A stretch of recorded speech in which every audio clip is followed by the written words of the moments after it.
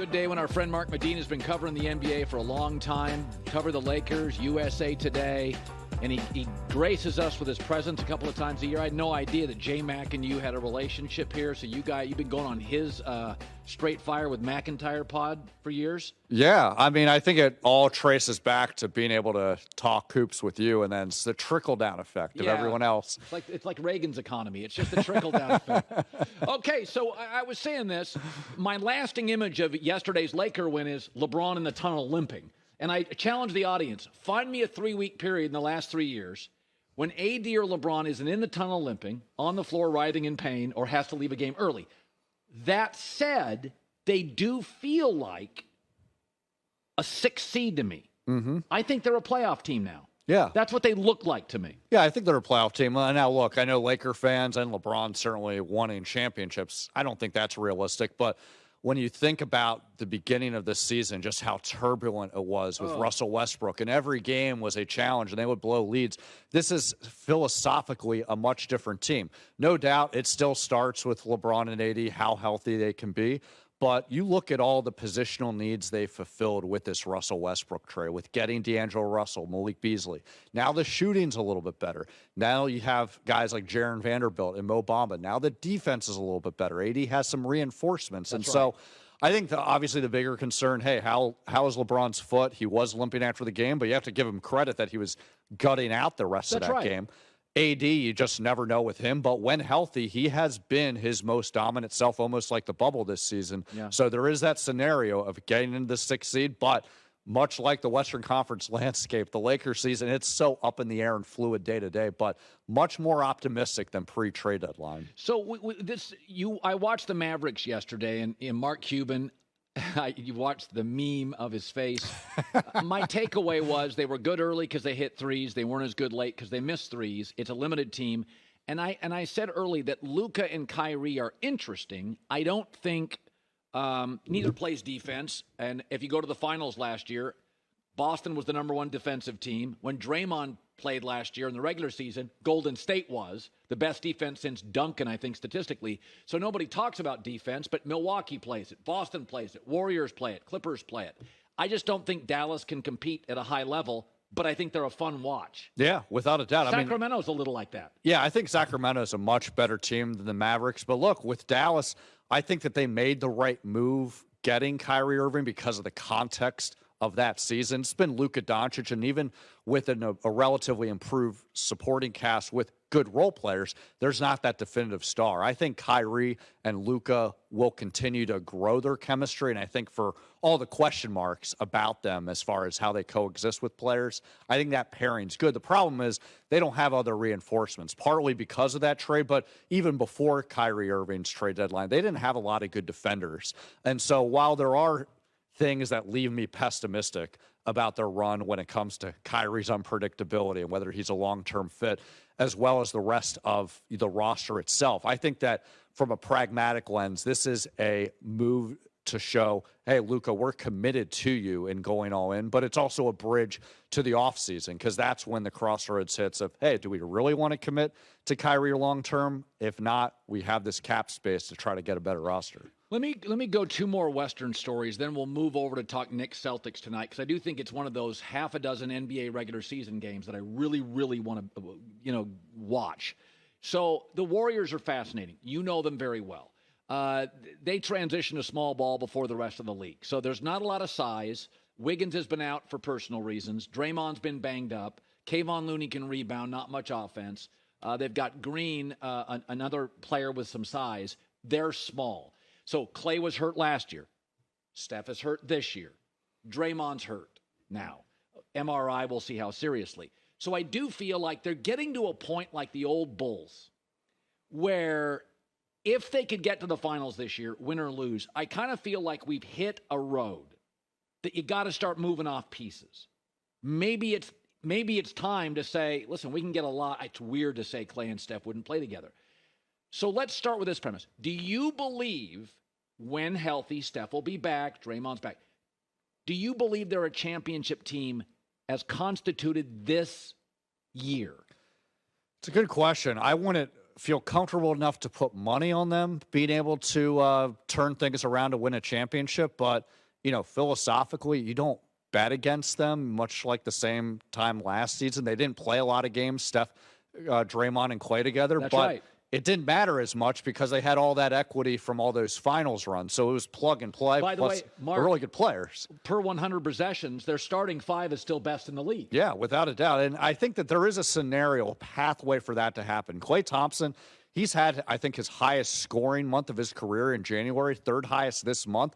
So he is turning a corner post-Achilles injury. Steph Curry, he's going to be reevaluated Wednesday. He's been doing non-contact. Maybe he starts doing full contact to come back sometime next week. Jordan Poole's 20 a game now. Yeah, Jordan Poole's growing. He... I was talking to him last week about his process. He's been getting a lot more defensive attention because Steph Curry's now on the floor. He's improved a lot. So that's a work in progress, as well as his defense. Steve Kerr was saying the other day when I asked him about his defense, hey, when he puts his mind to it, he can be really good defensively, but he sometimes loses focus. And so there's elements of him showing some growing pains, but again, there's a pathway of him playing really well once the other guys are on the floor. But there's also an unknown because we don't know how these injuries will actually pan out. Gary Payton II, who they got back from Portland in the trade deadline, he's out for at least another month. Who knows what he'll be like post-injury? And this idea, they've already kind of conceded that the young guy timeline isn't going to quite work out as planned with the James Wiseman trade. But Jonathan Kuminga, I think he's intriguing, but this is the third year he's intriguing. He's twitchy and athletic. I never feel they trust him in key spots. Without a doubt. He has some highlight reels, fast forward, highlight blunders. So you never know what you're going to get. And when it comes to the playoffs, no doubt it's going to come down to those all-stars. But ideally, they want to give someone like Jonathan Kuminga, 10 minutes, 15 minutes of the rotation. So it's not just on the veteran guys. So I think things can change, obviously, from a contractual standpoint, how the team is. But there definitely is a feeling that even at the beginning of the season, not just because of the Draymond Green punch with Jordan Poole, but just the roster construction, the age, that maybe this is the last season with the core group. Klay Thompson even conceded as such when I talked with him before the season. But they also are very well aware that as long as they're with each other right now, anything can happen. And because of the fluidity of the NBA just moves at such a rapid-fire pace and circumstances change like a dime, that they're just going to adapt to those circumstances. And whether it's good, bad, or ugly, we'll wait and see. But they're trying to be prepared for all those scenarios. How optimistic are you on the KD, Booker, Chris Paul, DeAndre Ayton relationships? I'm optimistic on the relationship. I'm optimistic on the chemistry. I think that they can coexist really well as a tandem. Great talent, great IQ. I think they're about winning.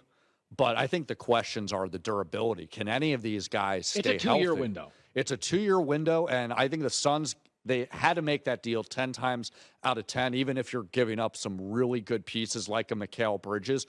But it's not like they're the runaway favorites here. I would put them on paper as the favorite to win the title.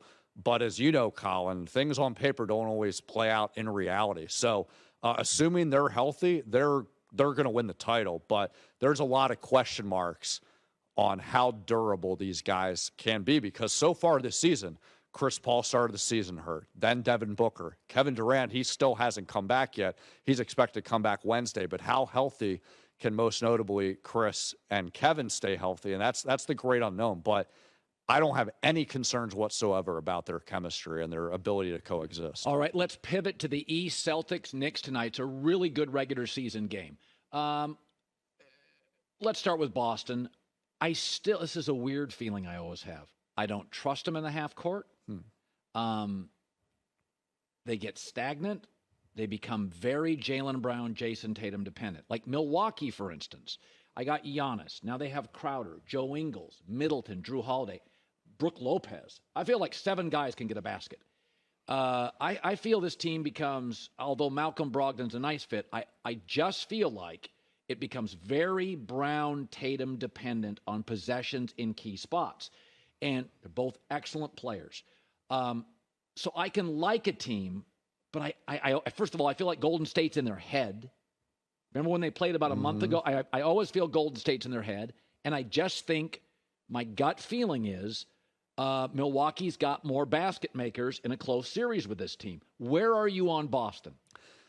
Yeah, it's very tough. I hear all of your things. I think that relatively speaking, Jason Tatum and Jaylen Brown have shown greater chemistry. That starts from the beginning of the middle of last season. I talked with Marcus Smart about that earlier in the year, and he feels like they've done a really good job of knowing when each player should find their own versus passing the ball. And remember, Marcus last season, he was very adamant. He wasn't calling them out, but he did mention, hey, like, guys have to pass, i.e., Jaylen and Jason, right? So I think that that's better. There is something to be said about the wisdom that you get after losing in the finals. I think that's played out. There is better health, most notably with Marcus Smart, Robert Williams III. Marcus, specifically when I talked to him last month or two, when I asked him about the what if about not being healthy in the finals, he didn't want to use that as an excuse, but he was honest in saying he wasn't 100%. You know, I know that you're high on Robert Williams III. He wasn't obviously 100%. Yeah. So I do like them, but if I had to pick between them or Boston, I give the slight, or to Milwaukee, I do give the slight edge to Milwaukee because of what you said. They're deeper. Chris Middleton is back. Remember, they lost to Boston last season when Chris was hurt. And they've had to deal with that this season now again. They added Ingles and Crowder. Again, guys that get you a big bucket. They can hit shots. Yeah, and Crowder specifically. They got him with the idea of, hey, we need someone who can defend Jason Tatum and Jaylen Brown. And Drew Holiday can do that.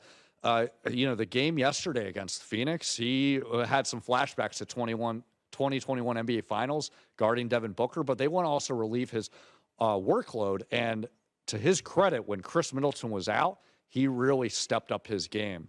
So I would say, really, it's a toss-up, 7-game series, flip a coin. But if I had to put money on it, it's Milwaukee. Yeah. So, the Knicks are interesting. So, and it makes me, so it's easy to say today, boy, the Mavs shouldn't have moved off Jalen Brunson. But it does point to something that's real, is that if you play with Luka, boy, you're just not going to get as many looks. Jalen Brunson was to some degree suppressed. He goes to New York. He's fantastic. And that's not a knock on Luka. It's like I believe he's a better version of James Harden. He's got the ball a lot. It's like when Westbrook played with KD. We all knew KD was great. He goes to Golden State. You're like, wow, controls an entire series with LeBron and Steph in it. And so I look at Jalen Brunson. I think you can win multiple playoff series if Jalen's your one. I think Randall's better served as a 2 to a 3. Tonight they'll play, I think it's in the Garden, they'll play with incredible passion.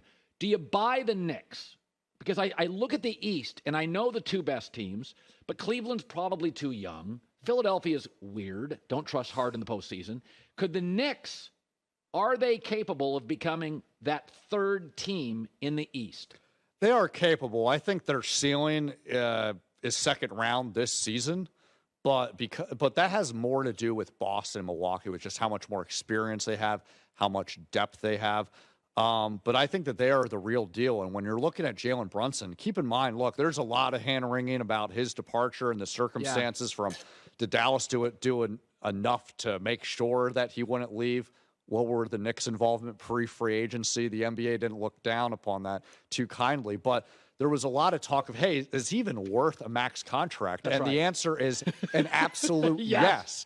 You hit on a great point that while I think that Jalen Brunson and Luka Doncic, I think they coexisted well. Yes. But no doubt a player looks much different when you're expected to be the one as opposed to a second option. And Jalen has lived up to that billing. I thought he should have made the All-Star game. Yeah, most people thought he got jobbed. But you know what? Hey, Julius Randle's another great candidate. And I think that knowing how Julius's career has panned out, I really love his passion. I really love his playmaking. There's been times where he would allow the frustrations to get the best of him.